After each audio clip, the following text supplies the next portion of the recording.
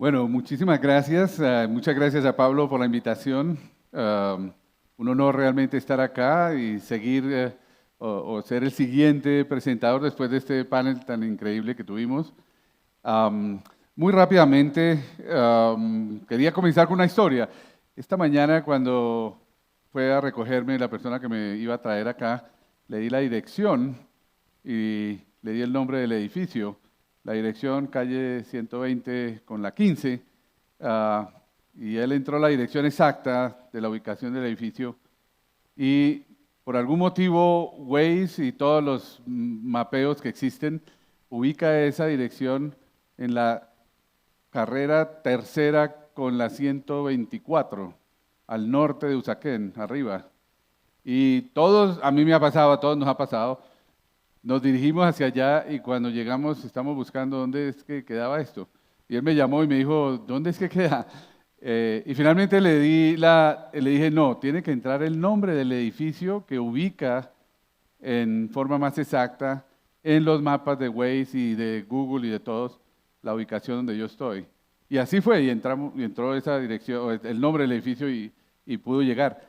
Y lo que quería mostrar con eso es que estamos volviéndonos muy automatizados con estos procesos y simplemente seguimos lo que nos dice un sistema y muchas veces no aplicamos nuestra propia lógica para decir, yo voy a este otro lado, ¿por qué me está mandando para acá? Entonces quería comenzar con esa historia porque eso realmente pone un poco en contexto lo que voy a hablar también. La segunda historia que quería comenzar, esta es una parte de lo que ah, me dieron de la introducción. Pero la segunda parte que quería comenzar es celebrando desde luego el Día de la Tierra. El lunes se celebró, esto comenzó en 1970 y algo especial pasó en este año, precisamente el lunes. Por primera vez se empezó a aplicar la inteligencia artificial, o no por primera vez, pero por primera vez se produjo una herramienta muy importante que le permite a cualquier persona identificar los elementos críticos del calentamiento global, de los cambios climáticos y de toda una cantidad de elementos del medio ambiente a través de mapeo. Lo sacó Google en un proyecto que se llama The Canopy Project y el website está en la base. Y es una de las aplicaciones más interesantes, les los invito mucho a que la vean, porque muestra a nivel de cualquier región, de cualquier zona, el grado de deforestación, el grado de contaminación del aire, muchos elementos. Así es de que la inteligencia artificial nos está ayudando también a entender mejor cómo proteger nuestra madre tierra. Bueno, quería hablarles un poquito de Kaiser. Kaiser es un sistema de salud integrado, uno de los más grandes de los Estados Unidos, y tenemos una integración completa entre la aseguradora y el prestador. Fue establecido hace casi 75 años, bajo 5 pilares fundamentales que no han cambiado. El concepto de prepago, capitación, la atención primaria y la salud poblacional, y la salud preventiva, perdón, buscando un concepto de salud total. La práctica médica integral, ya volvieron a hablar de el sitio donde nació el concepto de la práctica médica integral en la Clínica Mayo. Nosotros seguimos un poco ese modelo. El enfoque en salud poblacional y ocupacional. Y muy importante, desde ese momento, las tecnologías de información. Uno de nuestros fundadores, el doctor Sidney Garfield, que era un médico, fue uno de los primeros que publicó un artículo acerca del uso de computadores en salud y lo publicó en más o menos 1960 en la revista Scientific American. Era una de las primeras veces que se utilizaba un mainframe, un computador de esa época, en salud. Nuestra misión sigue siendo la misma, brindar cuidado de salud accesible y de alta calidad y mejorar la salud de nuestros afiliados, de nuestros pacientes, al igual que de nuestras comunidades donde estamos presentes. Ese sigue siendo la misma misión desde que se comenzó la compañía.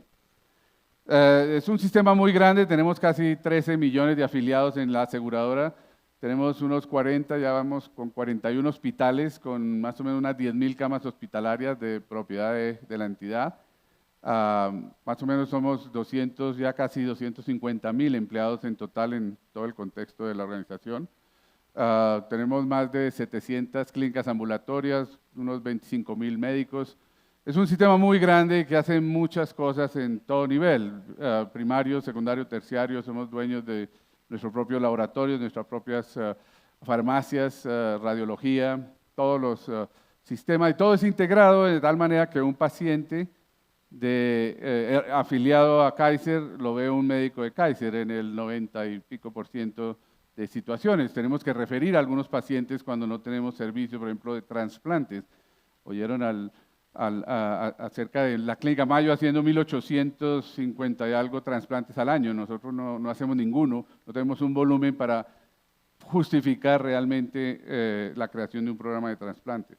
Pero sí tenemos muchas admisiones hospitalarias, cirugías, partos, consultas médicas y mucho del sistema básicamente se ha transformado en este concepto de transformación digital a un sistema con mucho apoyo virtual, desde nuestro portal de pacientes hasta todo lo que tiene que ver con creación de citas, con formulación de medicamentos repetitivos, toda una cantidad de oportunidades que tienen los pacientes para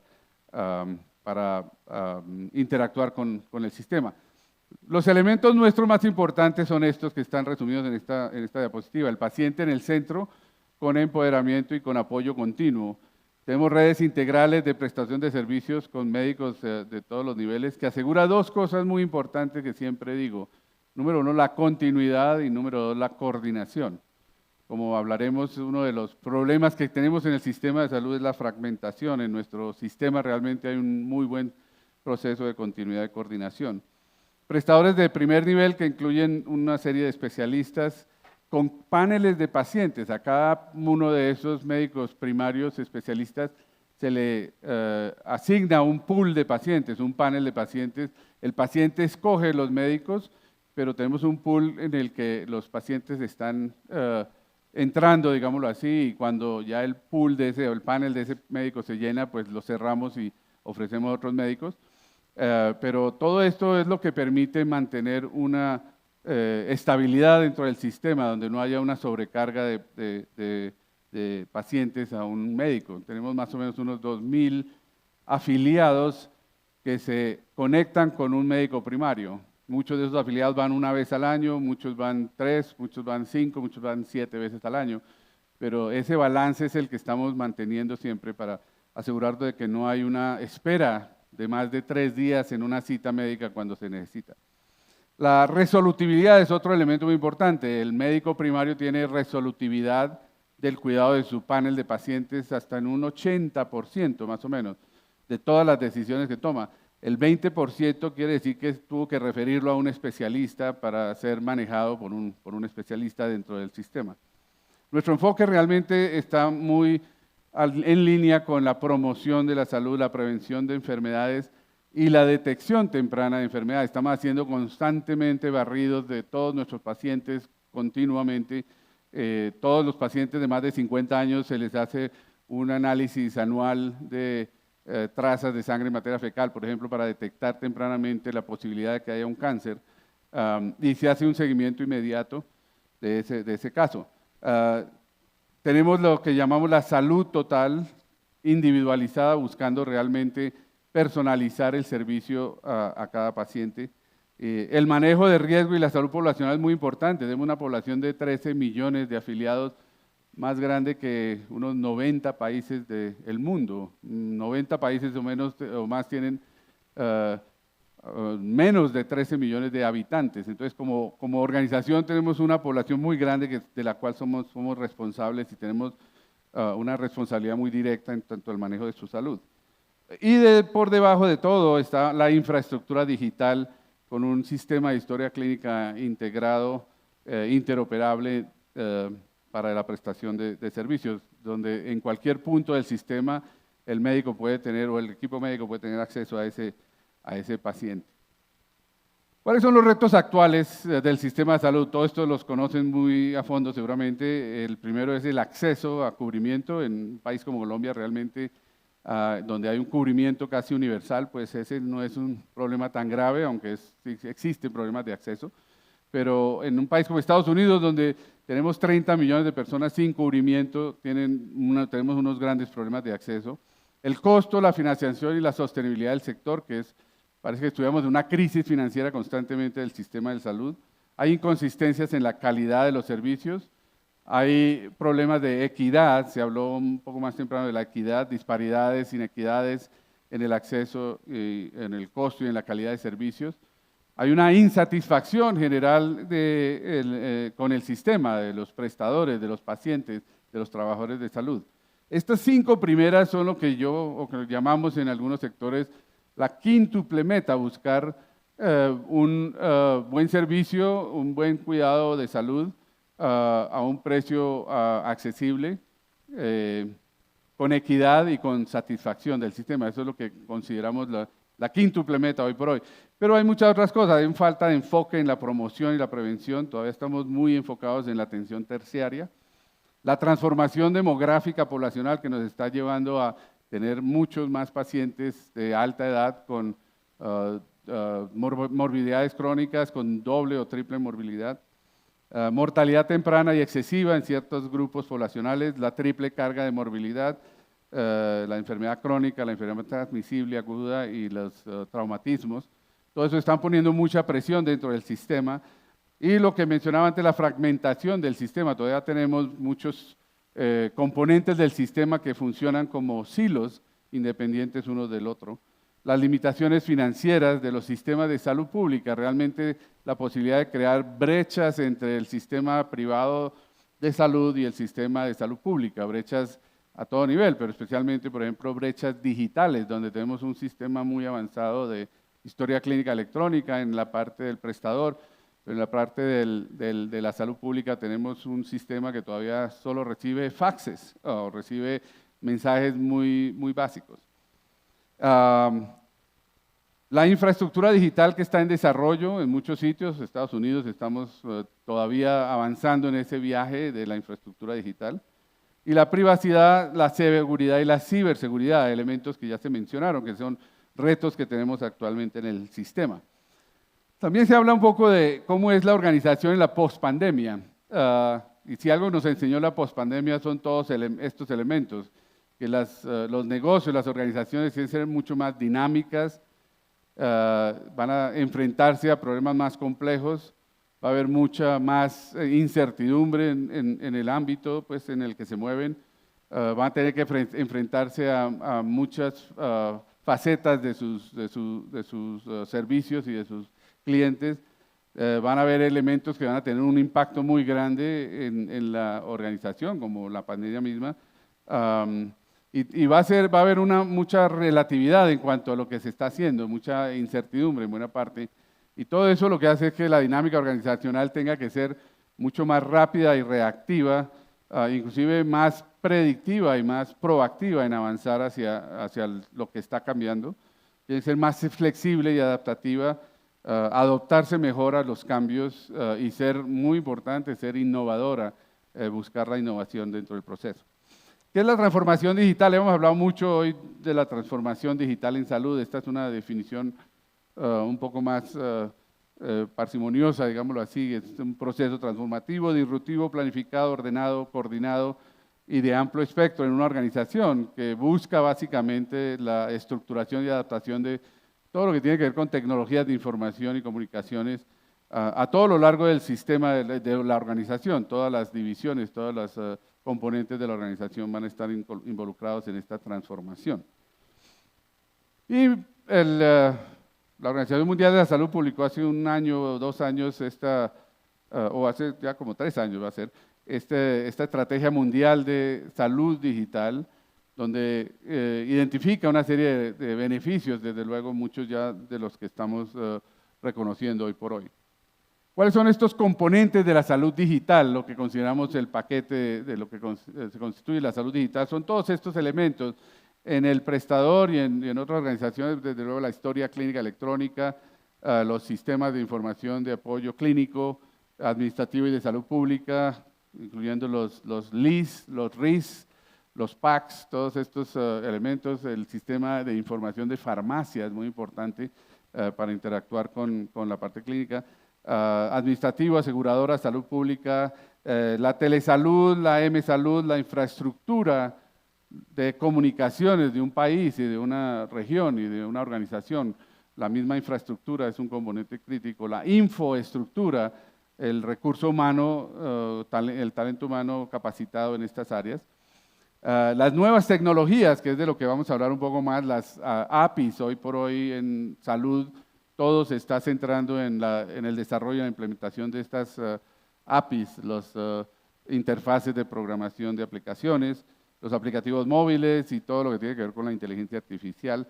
Y viene también el marco de referencia de privacidad, seguridad de la información como componente de la salud digital y la estandarización y la interoperabilidad, dos conceptos que ya se han hablado un poco acá. Ahora hablemos un poco de la inteligencia artificial en sí. Es algo muy interesante, desde luego está avanzando muy rápido. Hasta hace 2 años, bueno, desde hace más de 20 años, nosotros, por ejemplo, estamos implementando algoritmos y sistemas de apoyo a decisión clínica basado en formulaciones matemáticas y toda una cantidad de cosas. En radiología se está haciendo, en imagenología, en todo esto se ha usado mucho inteligencia artificial, pero hace 2 años nos tomó por sorpresa este concepto de la inteligencia artificial generativa. Yo creo que hay una gran diferencia entre las dos. Yo creo que llevábamos muchos años o varios años implementando este concepto de inteligencia artificial, pero tenía unas características interesantes. Era reactivo, porque estábamos mirando una cosa que ya ha pasado, estábamos viendo a ver cómo se interpretaba eso. Era descriptivo, porque lo que hacía era describir qué era lo que veía el sistema. Y es probabilístico, porque lo que nos daba era una probabilidad del 80% de que sea cáncer de seno, por ejemplo. Hoy por hoy, con la inteligencia artificial generativa y los nuevos desarrollos, lo que estamos viendo es algo más prospectivo hacia adelante, más predictivo, y que nos va a permitir ser más proactivos en cuanto a los sistemas. Vale la pena mencionar esta diapositiva que muestro acá, la ilusión de la verdad. Marco Aurelio decía que todo es una opinión, no hay elementos factuales. Y todo lo que vemos es una perspectiva, no es la verdad. Y cuando uno mira las imágenes que ven ustedes, se puede ver cómo dependiendo de la perspectiva que cada uno tenga, va a haber una verdad desde el punto de vista de esas personas. Muchos reconocen esta imagen, saben de qué película es, una película que se llamaba Yo el Robot o I, Robot en inglés. Salió hace exactamente 20 años, en el 2004, y era de las que hablaba mucho acerca de esto, concepto de la robótica y la inteligencia artificial y todo esto. No sé si se acuerdan de las 3 leyes que hablaba esa película, pero las 3 leyes son muy interesantes porque fueron construidas por un señor que se llamaba Isaac Asimov en 1940 y hoy por hoy continúan siendo leyes referenciales en cuanto a esto. La primera ley, que un robot no va a injuriar a un humano, sea mediante acción directa o inacción. La segunda, que el robot siempre va a obedecer las órdenes que han dado los humanos, excepto cuando viola la primera. O sea, un humano no puede decirle a un robot mate a tal persona, por ejemplo. Y la tercera es un robot siempre protegerá su propia existencia, siempre y cuando no viole las otras 2 leyes. Bueno, estas 3 leyes, como las ven hoy, en el trabajo que yo hago en Washington, yo trabajo mucho con el Congreso de los Estados Unidos. En las últimas 18, 20 meses hemos visto más de 150 propuestas de ley, todas acerca de inteligencia artificial. Cómo bloquear, cómo proteger, cómo controlar cosas como la discriminación algorítmica, se llama ya, o todos los otros elementos, ser más responsables en el uso, más abiertos, transparentes, más seguros. Muchas de esas hablan de estas leyes en buena parte, que la inteligencia artificial no produzca efectos dañinos a las personas. Es más o menos la primera ley. Entonces todo esto sigue muy en pie de lo que hoy por hoy se ve como inteligencia artificial. Este es un artículo que salió ahorita hace un mes en la revista Newsweek, donde se habla de que prácticamente en todos los hospitales ya este es el tema del día. pasamos de hablar, y todavía tenemos mucha conceptualización desde luego de la privacidad y la ciberseguridad, es otro gran tema, y ahora la equidad y la interoperabilidad, pero todo está rodeándose acerca de la adopción y el uso de inteligencia artificial en hospital y en todo tipo de organizaciones. Le pregunté a ChatGPT cuál sería la definición de inteligencia artificial. Yo estaba usando versión 3.5 porque no pago todavía para la 4, pero le pregunté y le dije, ¿qué es la inteligencia artificial? Y la describió de esta manera. Es un campo de la informática que se enfoca en crear sistemas capaces de realizar tareas que normalmente requieren inteligencia humana. Y estos sistemas pueden ser todo esto. Bueno, esa era la definición que me dio el ChatGPT de qué es lo que es inteligencia artificial. Pero la inteligencia artificial desde hace muchos años se ha definido en varias formas.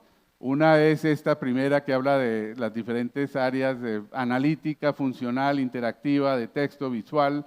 Otra que las divide en máquinas reactivas, máquinas con limitaciones de memoria, la teoría de la mente y el autoconocimiento, digámoslo así. Y todos estos hay otros elementos, el machine learning, las redes neurales, la robótica, todos estos son componentes de lo que es la inteligencia artificial. Por eso es que la inteligencia artificial no puede encajarse solo en un concepto, son una cantidad de realmente de herramientas y aplicaciones que existen en el sistema. Una forma de inteligencia artificial es esta, a enseñarle al sistema, basado en una serie de bases de datos, en este caso imágenes, a identificar aquí, en este caso, quién es un blueberry muffin, un muffin de esos del fruto arándanos, o quién es un chihuahua de las fotos. Y el sistema empieza a aprender basado en todas estas imágenes, y entre más imágenes, pues más con calidad, más aprende, y puede reconocer la diferencia, desde luego, entre estos dos elementos. Pero también hay muchos mitos que vale la pena hablar acerca de ellos un poco. El primero, la inteligencia artificial es inteligente. Esa primera palabra en realidad es más una conceptualización, porque el grado de inteligencia que hoy por hoy conocemos en el ser humano, pues es mucho más alto y mucho más complejo que el concepto que hablamos de inteligencia artificial, que es más reconocimiento de patrones, de imágenes o de generación de texto. El ChatGPT lo que hace es generar palabras una después de la otra basado en un análisis probabilístico de cuál sería la más adecuada palabra que sigue a la anterior basado en el contexto de la pregunta. Eso es lo que hace el ChatGPT, por eso es que uno cuando entra a una pregunta lo ve empezar a escribir despacito, porque está mirando cuál sería la siguiente palabra más adecuada dentro del contexto y con el que le sigue al texto, y por eso lo puede escribir en español, en inglés, en diferentes idiomas. Entonces, realmente el concepto de la inteligencia es diferente, por eso tenemos muchos problemas a veces del uso del término, porque hay gente que habla de sistemas aumentados de inteligencia, antes de llamarlo inclusive inteligencia artificial. La inteligencia artificial no tiene riesgos, desde luego que sí tiene muchos riesgos, y no tiene sesgos, y desde luego también tiene sesgos dependiendo de la base de datos que se use para entrenar estos algoritmos. La inteligencia artificial puede resolver cualquier problema, desde luego hemos visto que no solo no puede resolver todos los problemas, sino que algunos no lo resuelve en forma no apropiada, por ejemplo. La inteligencia artificial va a reemplazar a los médicos, hoy se ha hablado mucho de eso. La frase que tenemos nosotros es que la inteligencia artificial no reemplaza a los médicos, posiblemente reemplazará a médicos que no aprenden a usar la inteligencia artificial. Y va a ser muy parecido con todas las otras tecnologías, no va a ser diferente al celular. Muchas personas sin celular ya no pueden interactuar. Entonces, si uno no aprende a manejar un celular, pues va a ser reemplazado, digámoslo así, va a perder muchas oportunidades en la sociedad. La inteligencia artificial va a desarrollar conciencia, el concepto de conciencia, eso todavía lo vemos a distancia y no creemos que es más un mito hoy por hoy. La inteligencia artificial va a funcionar como un cerebro humano, no lo va a lograr todavía, desde luego no va a replicar, va a ser más bien una reflexión de cómo funcionaría el cerebro, pero en forma mecánica, digámoslo así. La inteligencia artificial, entre más datos, mejor inteligencia artificial, de nuevo, no es cierto. Tenemos que tener buena calidad de datos más que cantidad. Con la inteligencia artificial no va a haber privacidad ni seguridad de la información. Y yo creo que sí la podemos controlar y sí la podemos manejar y de por sí les comento, por ejemplo, que en nuestra organización, en cuanto a la seguridad, nosotros, alguien hablaba de cómo los sistemas de salud son blanco de ciberseguridad y ciberataques. Nosotros recibimos más o menos un número de ataques al mes de 4.000 millones de intentos de penetración en nuestras redes. Para poder analizar todo eso, una mente humana no alcanza. Necesitamos un procesamiento con inteligencia artificial para determinar y detectar patrones de intento de penetración para poder ser predictivos, cuál será el próximo ataque, de dónde viene, y poder hacer una defensa proactiva. Nosotros no vamos a atacar, nosotros vamos a hacer defensa. El ataque se lo dejamos al FBI y a otras entidades, pero nosotros no hacemos sino defensa, pero proactiva, basado en análisis con inteligencia artificial. Entonces yo creo que eso nos ha ayudado a defender nuestros datos, aunque sabemos que los hackers están usando inteligencia artificial para mejorar la efectividad de sus ataques también. Y por último, la inteligencia artificial va a llevar a ser completamente autónoma y sin control. Todavía no vemos eso, es más, las leyes de Estados Unidos y muchas leyes en otros países están hablando de que la autonomía del uso de inteligencia artificial no debe existir, debe ser controlada por un ser humano. En algún momento en la cadena de decisiones debe haber un ser humano que pueda tomar esas decisiones. Algunos ejemplos del uso de inteligencia artificial, ya han oído durante las charlas varios en salud poblacional, se usa mucho en monitoreo, en predicción, en gestión de riesgo poblacional, en la parte de clínica se usa mucho en el triage, en apoyos diagnósticos, en todos estos elementos clínicos. En sistemas de salud se usa para detección de fraude, para control de calidad, para ese tipo de análisis. Y en las entidades farmacéuticas y terapéuticas se usa para descubrir y modelar nuevas moléculas, literalmente, a través de inteligencia artificial y desarrollar nuevas drogas. Este es un poco más en detalle todo tipo de aplicaciones que se tienen basado en esos 4 módulos que vimos. Este fue un reporte que hizo el Banco Interamericano de Desarrollo hace un año. Dentro de todo este esquema tenemos una cosa que es los principios fundamentales que todos debemos tratar de seguir, y hay muchas entidades en Estados Unidos y en otras partes del mundo que han desarrollado una serie de principios. Esto lo acabó de publicar hace menos de un mes la Academia Nacional de Medicina, los principios y códigos de conducta de la inteligencia artificial. Como pueden ver, todo se trata de que sea seguro, de que sea participativo, de que sea efectivo, equitable, eficiente, accesible, transparente. Todos estos son los principios que uno debe incorporar dentro de sus programas internos de inteligencia artificial, y cuando uno evalúa una aplicación que quiere adquirir de inteligencia artificial debe aplicarle estos tipos de criterios y de conductas de evaluación. Bueno, y ahora tal vez el mensaje más importante de toda la charla es este. ¿Para dónde creo que nos va a llevar la inteligencia artificial? Yo creo que nos ha llevado a muchos sitios, a muchas áreas, pero va a haber 3 cosas que van a ser muy importantes para mí. Número 1, la medicina de precisión. Nos va a ayudar a tener, desde luego, una medicina mucho más precisa. Ya lo está haciendo mediante la habilidad de poder diagnosticar en imágenes algo mucho más refinado que lo que el ojo humano puede ver. Entonces nos está ayudando, desde luego, a ser mucho más precisos para el manejo de pacientes. La salud pública de precisión.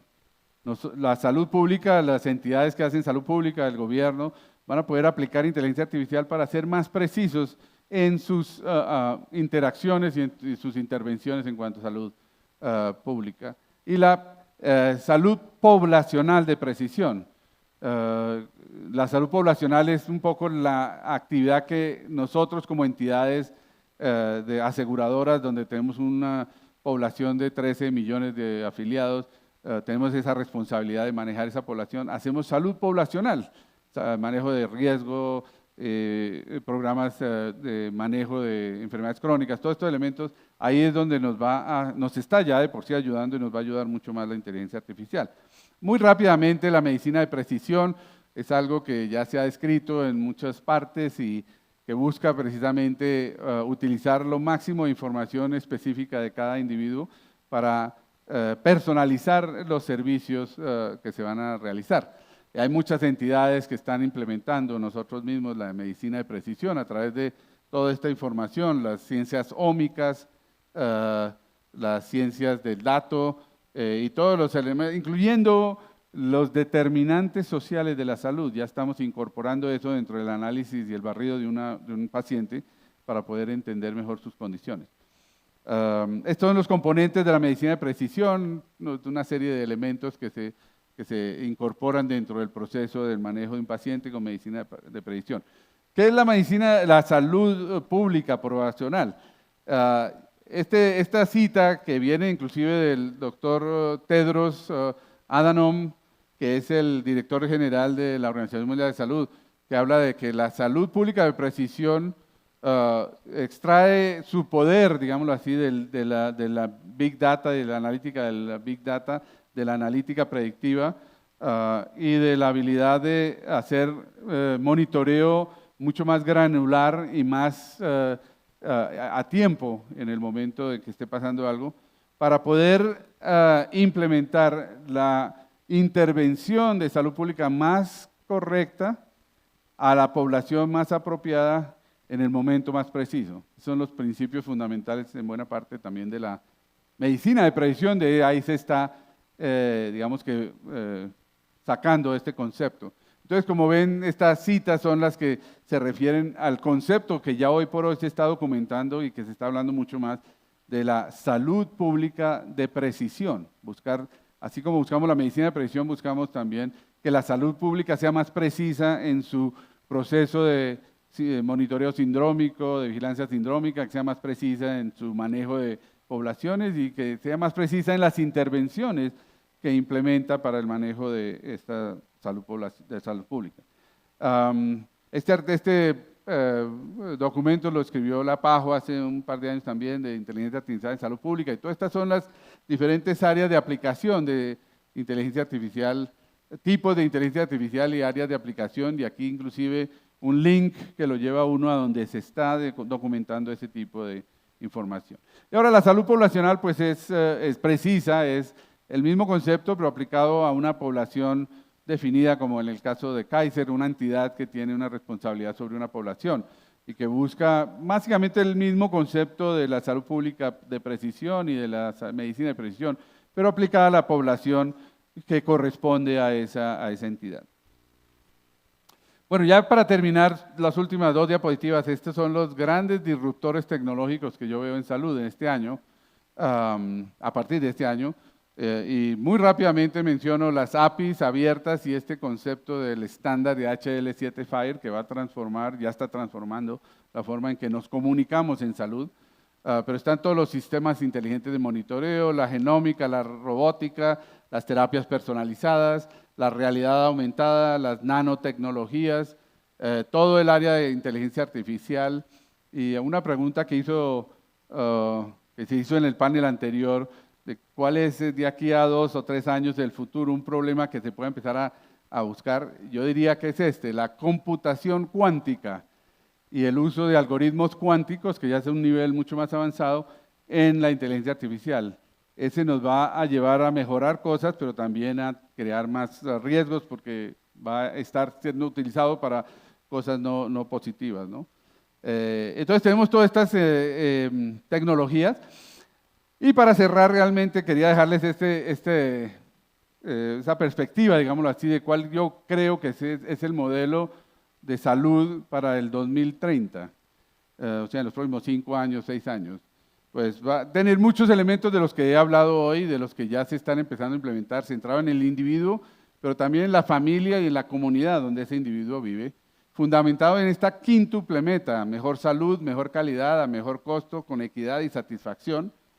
Que sea, cada uno de estos términos es motivo de una charla de 1 hora: predictivo, personalizado, proactivo, participativo, preventivo y enfocado en la atención primaria, que tenga una visión holística del individuo, incluyendo los determinantes sociales, que incluya este concepto de salud total enfocado en el bienestar y la salud, en la prevención, la detección temprana y cuando se presente ya una situación de manejo, pues en el mejor manejo efectivo de la enfermedad.